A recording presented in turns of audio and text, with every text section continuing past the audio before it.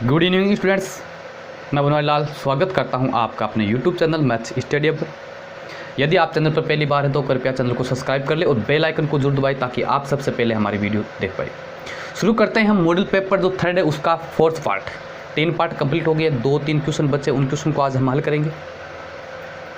तो क्लास शुरू करने से पहले मैं आपको एक बात कहना चाहूँगा, स्पेशली जो मेरे ऑफलाइन स्टूडेंट्स हैं उनको, हालांकि सभी के लिए है लेकिन वो मेरे कॉन्टेक्ट में है, तो उनको कहना चाहूँगा कि आप जो वीडियो देख रहे हैं या मेरी क्लासें ले रहे हैं, ठीक है, तो उनमें क्या किया, जैसे सर का चैनल सब्सक्राइब कर रखा, आपने नोटिफिकेशन आया, वीडियो को क्लिक किया, आगे निकाला, बीच में से देखा कि सर डांस तो नहीं कर रहे हैं बीच में, फिर आगे निकाला, फिर स्किप कर दिया। कोई आवश्यकता नहीं है देखने की। समझ में आ गया बात आपको? अगर आप ऐसा कर रहे हैं और यदि देखो आप अपने आस पड़ोस में कोई पढ़ा लिखा है या किसी दूसरे टीचर से पढ़ रहे हो या दूसरे चैनल से पढ़ रहे हो तो बहुत अच्छी बात है, मैं आपको बहुत बहुत धन्यवाद देना चाहूँगा। लेकिन अगर आप ये घर वालों के साथ धोखा कर रहे हैं कि आपने बहुत सारे बच्चों का, मेरे गार्जियंस की ये भी शिकायत है कि सर आपने ये क्या कर दिया कि बच्चे कह रहे हैं कि मोबाइल ला के दो, मोबाइल ला के दो, तो कुछ 1-2 गार्जियंस ने बेचारों ने इस लॉकडाउन की स्थिति में भी उनकी ख्वाहिश पूरी की है। तो आपको जो ये मोबाइल एंड्रॉयड दिलवाया है आप उसको घर वालों के हवाले कर दो, कोई दिक्कत नहीं पढ़ना चाहते हो तो कोई दिक्कत नहीं है। तो अगर आप पढ़ रहे हैं, एक्चुअल में पढ़ रहे हैं, तो वीडियो को पूरा देखें। मैं ये नहीं कह रहा कि मेरा जो वीडियो वही देखो आप। अगर आप किताब से भी तैयारी करते हो तो एक पन्ना निकाला, उसमें से 1% मिलाया, आधा मिलाया, आंसर नहीं निकला छोड़ा, फिर यार वो तो 17वीं प्रश्नावली का देख लेते हैं, 17वीं प्रश्नावली का 1% निकाला। ऐसे पढ़ाई नहीं होती, पढ़ाई को खिलौना नहीं होती, किताबी भर दी चलने लग जाएगी। मेहनत करनी पड़ती है। मेरे एक अच्छे अजीज़ मित्र हैं, उन्होंने मुझे एक लाइन भेजी, बहुत शानदार है, मैं आपके साथ साझा करना चाहूँगा। क्या कहा है कि जो पसीने की साजिशें लिखते हैं इरादों को, जो पसीने की साजिशें लिखते हैं इरादों को, उनके मुकद्दर के सफ़ेद पन्ने कभी कोरे नहीं होते। तो जिसको जो करना मस्ती करो, मस्ती करने वालों को मस्ती करो, कोई दिक्कत नहीं है, जो करना है आपको करो। और जिन बच्चों को पढ़ना है आप लगे रहो और जहाँ से भी आपको पढ़ने का कंटेंट मिला वहाँ पर पढ़ डालो। चाहे आप बुक से पढ़ते हो, आपके आस पड़ोस में कोई पढ़ा लिखा है वहाँ से पढ़ते हो, किसी टीचर से पढ़ते हो, किसी चैनल से पढ़ते हो, अच्छी बात है, पढ़ाई करते रहो। एक दिन आप अपना लक्ष्य ज़रूर हासिल कर पाओगे, बिल्कुल हासिल करोगे। तो ये दुआएं मेरे आपके साथ है, तैयारी करते रहो। तो शुरू करते हैं आज का जो हमारा जो पर्सन है, नेक्स्ट पर्सन। तो फटाफट से वीडियो को लाइक कर दो, अपने दोस्तों के साथ शेयर भी कर दो। देखो कि 27% पिछले वाला जो क्लास थी उसमें कंप्लीट हो गया।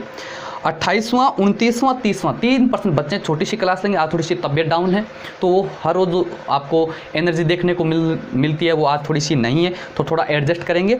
देखो पढ़ो, 28वां पर्सन, 27% कंप्लीट हुए, 28वां पर्सन पढ़ो। सिद्ध कीजिए कि चक्रीय चतुर्भुज के सम्मुख कोण युग्म संपूरक या उनका योग 180 डिग्री का होता है। देखो इसका डायग्राम बना लेते हैं, पहले तो चित्र बनाते हैं इसका कि एक चक्रीय चतुर्भुज है।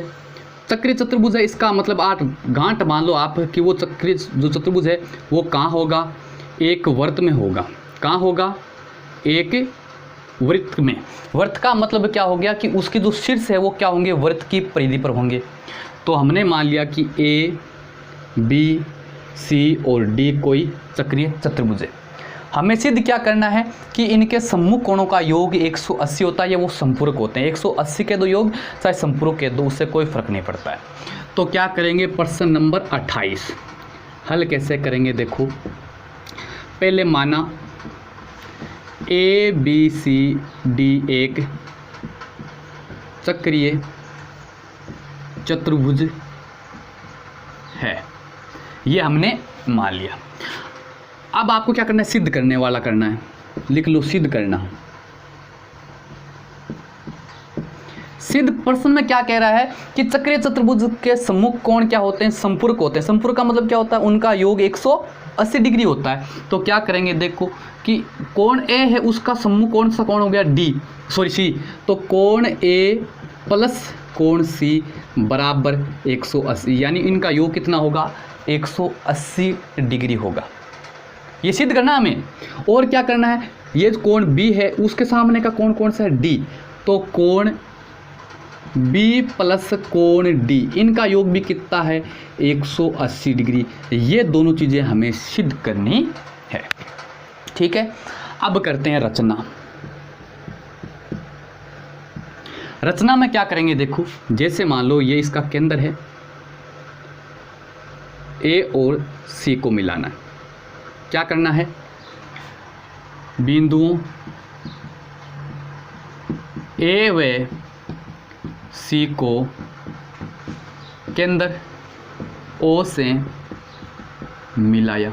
रट्टा नहीं लगाना है, अपनी भाषा में लिख दो कि ए व सी को ओ से मिलाया, या केंद्र ओ को बिंदु ए व बी सी से मिलाया, कुछ भी लिख दो, उससे कोई फर्क नहीं पड़ता। आपको रट्टा नहीं लगाना। मेरे कहने का मतलब है कि आपको रट्टा नहीं लगाना है। समझ में आ गई बात आपको? अब क्या करते हैं, उपपत्ति करते हैं। ठीक है, अब उपपत्ति में थोड़ा सा क्या करेंगे, माना चाप ए बी सी, ये जो चाप है ये केंद्र पर कोण x अंतरित करता है। कौन सा? x। तो क्या लिखेंगे, ए बी सी, इस पर ये चाप का निशान लगा दिया। तो इसका मतलब क्या, ए बी सी चाप केंद्र पर कोण x अंतरित करता है, तथा और क्या लिखेंगे, चाप ए डी सी। चित्र में देखो क्या कह रहा है, ए डी सी ये वाला जो चाप है ये केंद्र पर y कोण अंतरित करता है। केंद्र पर कोण y अंतरित करता है। ये चीज़ें हमने मान ली। क्यों माना है? इस प्रश्न को आसानी से हल करने के लिए एक प्रॉब्लम आती, उसको मतलब उस प्रॉब्लम से बचने के लिए हम ये काम कर रहे हैं। क्योंकि मैं आगे कोण का नाम लिखूंगा इस वाले का, तो भी उसमें भी क्या आएगा, ए ओ सी आएगा। फिर इस कोण का नाम लिखूंगा तो भी ए ओ सी आएगा। तो उस पर कन्फ्यूज़ हो जाता है कि देखो, वैसे एक कोण के दो नाम होते हैं, जैसे ये कोण है ए बी सी। अब मैं इस कोण का नाम लिखता हूँ इसका, तो ए बी सी लिखूंगा। और यदि मैं इस कोण का नाम लिखूं तो भी क्या लिखना पड़ेगा, ए बी सी तो लिखना पड़ेगा। तो इससे बचने के लिए हमने क्या मान लिया, ये कोण x है और ये कोण y है। अब उत्पत्ति करते हैं। मैंने 12वें अध्याय में एक परिमेय करवाई थी। क्या करवाई थी कि किसी चाप द्वारा केंद्र पर अंतरित कोण, ध्यान से समझो, किसी चाप द्वारा केंद्र पर अंतरित कोण वृत्त के शेष भाग में अंतरित कोण का दुगुना होता है। मतलब क्या हुआ, ध्यान दो, मैं समझा देता हूँ इधर कि ये कोई चाप है और ये केंद्र पर कोण अंतरित कर रहा है x, और यही चाप इन दो बिंदुओं से वृत्त के शेष भाग में कोई कोण अंतरित होता है, तो इस कोण का ये दुगुना होता है। यदि ये 50 का है तो ये क्या होगा, 100 का होगा। समझ में आ गई बात? ये परिमेय आपको मैंने करवा दी है 12वें अध्याय में। ध्यान रखो, 12वां अध्याय और 13वें अध्याय से 6 नंबर का प्रश्न आएगा। दोनों अध्याय को मैंने एकदम बारीकी से सही ढंग से करवाया। आपने कहा कि सर 12वां अध्याय करो, तो मैंने 12वां अध्याय करवा दिया, और ये 12वें अध्याय का ही प्रश्न है, ये हमने मान लिया। अब क्या लिखेंगे, अतः ये हमने मान लिया। अब क्या करेंगे कि कोण x है वो कोण d का क्या होगा, दुगुना होगा। क्यों होगा कि ए बी सी जो चाप है वो केंद्र पर कोण x अंतरित कर रहा है, और ये चाप वृत्त का जो शेष भाग कौन सा बच गया, देखो ये देखो, इस चाप की बात हो रही है, तो शेष भाग कौन सा बच गया, इतना ही तो बचा, ये वाला भाग। और इस भाग में कौन सा कोण अंतरित कर रहा है, डी। तो ये डी का क्या होगा, दुगुना। एक्स क्या होगा, डी का दुगुना। यदि डी 50 का है तो ये क्या होगा, 100 का होगा। दुगुना का मतलब समझ गए ना आप। यदि ये 60 का है तो ये 120 का होगा। या फिर इसी बात को मैं क्या कह सकता हूं कि कोण एक्स है वो उसका आधा डी के बराबर होगा। कोण एक्स का आधा किसके बराबर होगा, डी के बराबर। एक ही तो बात है भाई। मैं कह दूं कि ए है वो बी का दुगुना है, क्या है, बी का दुगुना, तब जाके ये क्या हो जाएंगे, बराबर हो जाएंगे। क्या मैं इस बात को ये नहीं, ये 2 बट्टे में आएगा तो क्या हो जाएगा, बी है वो ए का आधा, एक ही तो बात है। तो क्या हुआ, क्या लिखेंगे, चाप कौन सा, ए बी सी केंद्र पर कोण x अंतरित करता है तथा वृत्त के शेष भाग में कोण d अंतरित करता है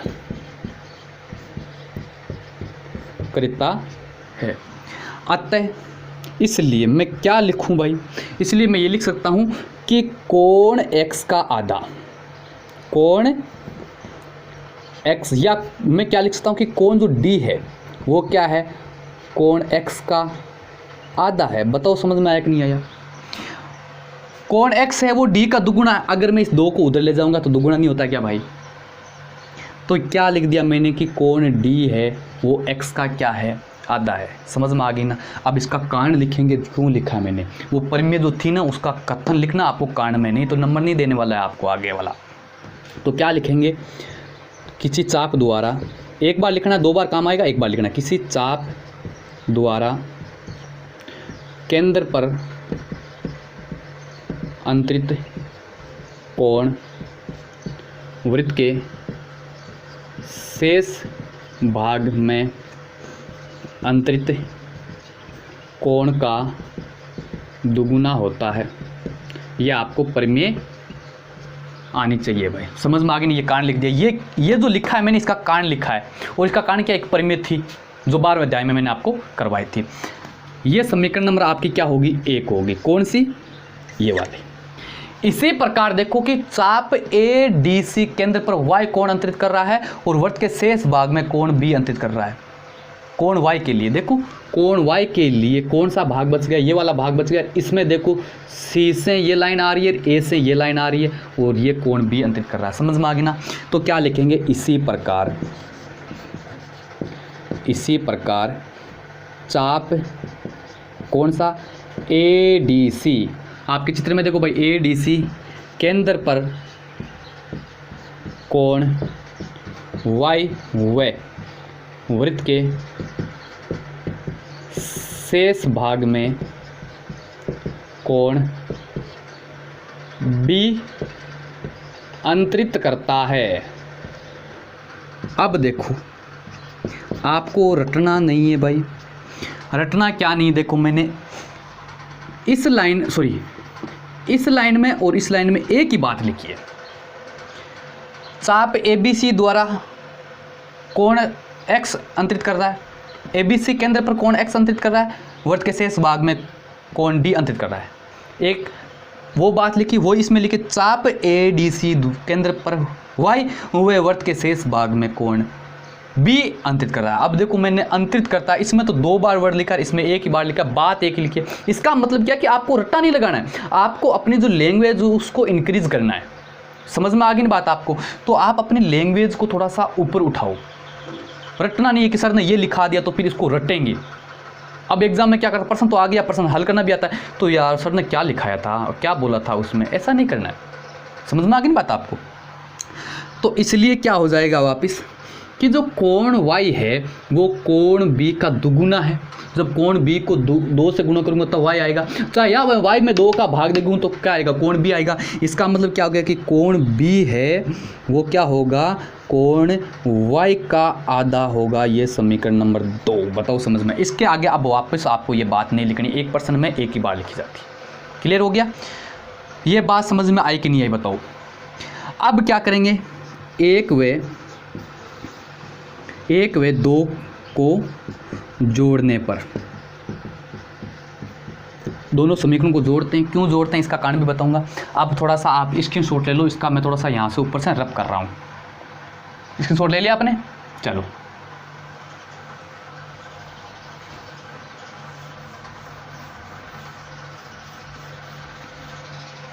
अब देखो को समीकरण 1 ये है और समीकरण 2 ये है, तो इसका LHS भाग कौन सा है, कोण D, प्लस इसका LHS भाग कौन सा है, कोण B, बराबर में क्या है, 1/2 कोण X प्लस इसका RHS 1/2 कोण Y।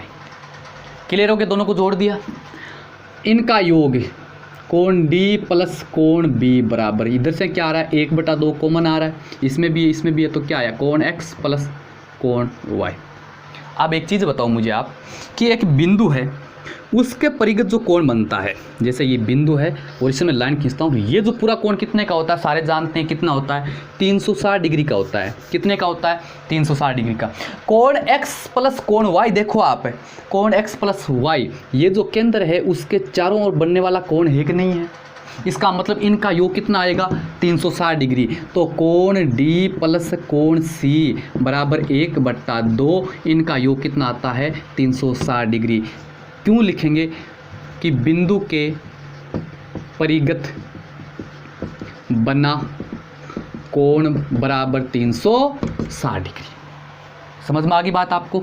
2 से काट लो, कितनी बार कटा 180 बार, यानी कितना आया, सॉरी यहाँ पर बी था, तो कोण बी को मैं पहले लिख दूँ, कोई फर्क पड़ेगा क्या, और कोण डी को बाद में लिख दिया भाई। 5 + 3 लिख दो, चाहे 3 + 5 लिख दो, समझ गए ना। तो कोण बी प्लस कोण डी बराबर कितना आ गया 180 डिग्री।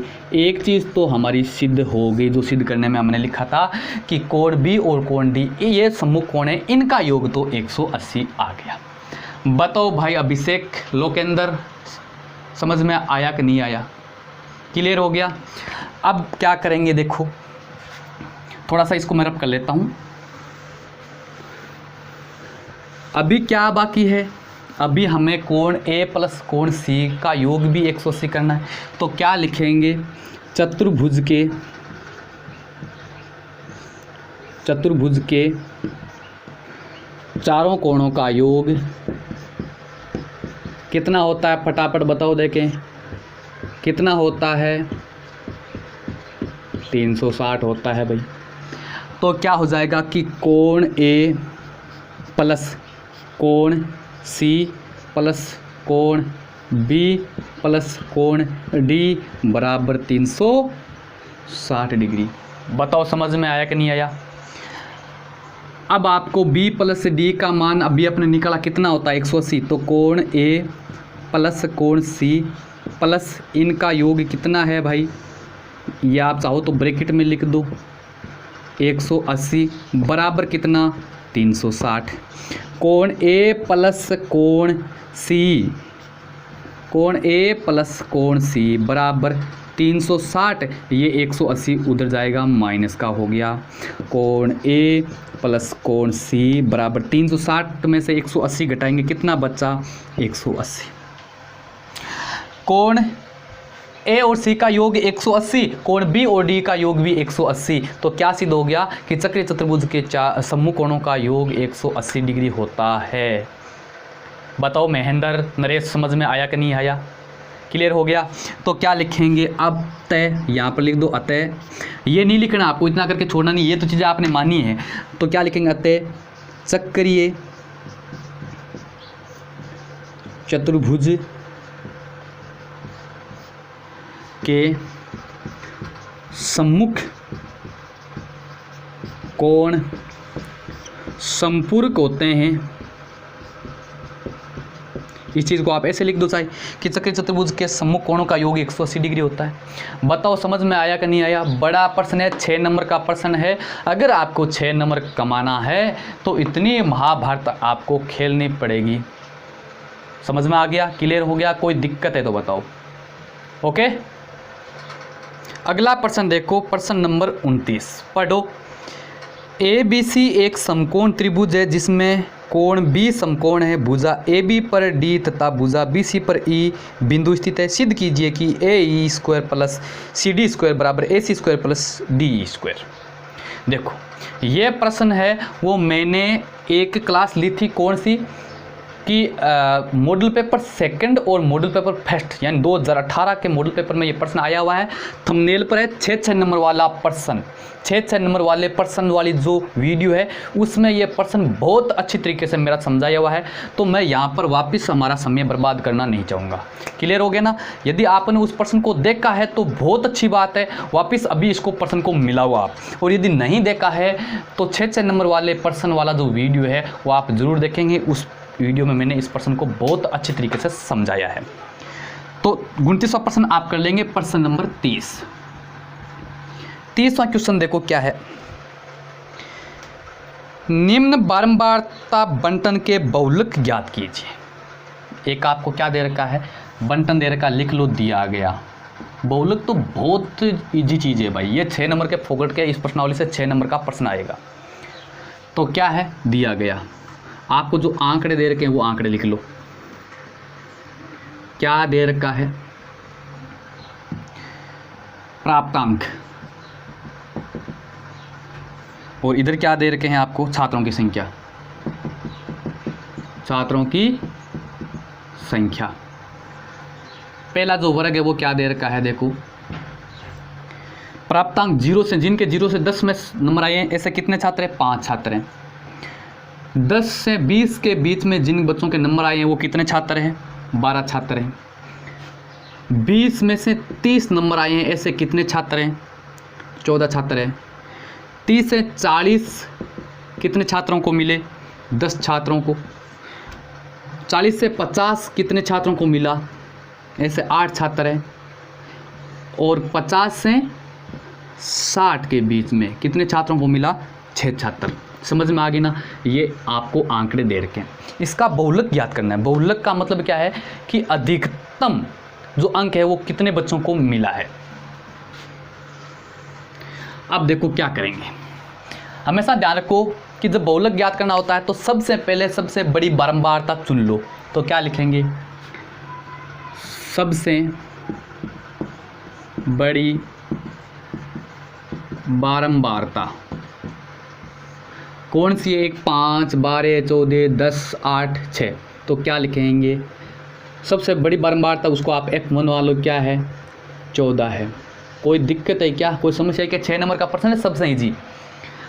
अतः जो बारंबारता सबसे बड़ी है उसके सामने का जो वर्ग है वो आपका क्या है, बहुलक वर्ग। अतः बहुलक वर्ग, बहुलक वर्ग कौन सा होगा, 20 से 30 वाला। कोई दिक्कत है तो बताओ, 30 होगा। ठीक है, अब आपको क्या लिखना है, L लिखना है, H लिखना है, F1 लिखना है, F0 लिखना है, F2 लिखना है। ये तो चीज़ें आपको चाहिए सूत्र में।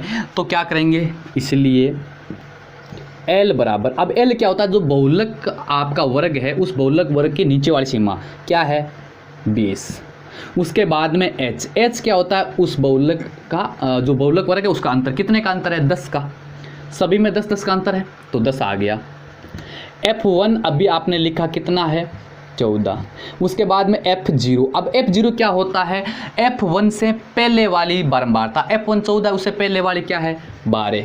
उसके बाद में F2 वो क्या होता है कि जो आपकी बारंबारता है F1 उसके बाद वाली कितनी है, 10। यहाँ तक किसी को कोई दिक्कत है तो बताओ, बस हल कर लो। अतः बहुलक, बहुलक बराबर सूत्र क्या होता है, L plus F1 minus F0 बटे 2F1 minus F0 minus F2, इसको गुणा करना है H। बस मान रखो, आंसर निकालो, कोई दिक्कत नहीं है।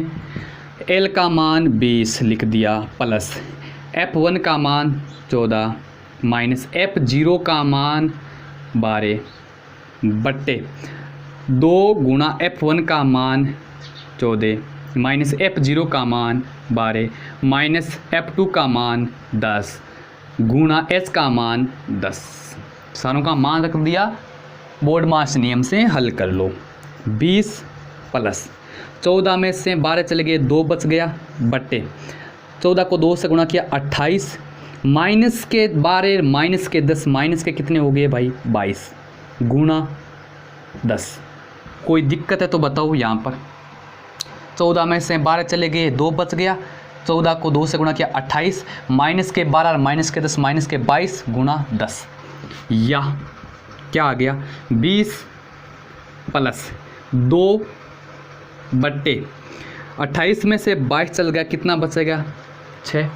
28 में से 22 चल गया, 6 बच गया, गुणा क्या है, 10। 2 से कटा 3 बार, 2 से कितना कटा, 5 बार। क्या आया, 20 बट्टे ये कितना हो गया, 10 बट्टे 3। क्लियर हो गया ना। अब क्या करेंगे भाई, आपको पता 10 में 3 का भाग देंगे तो कितना आता है, 20 प्लस 3.33 आता है।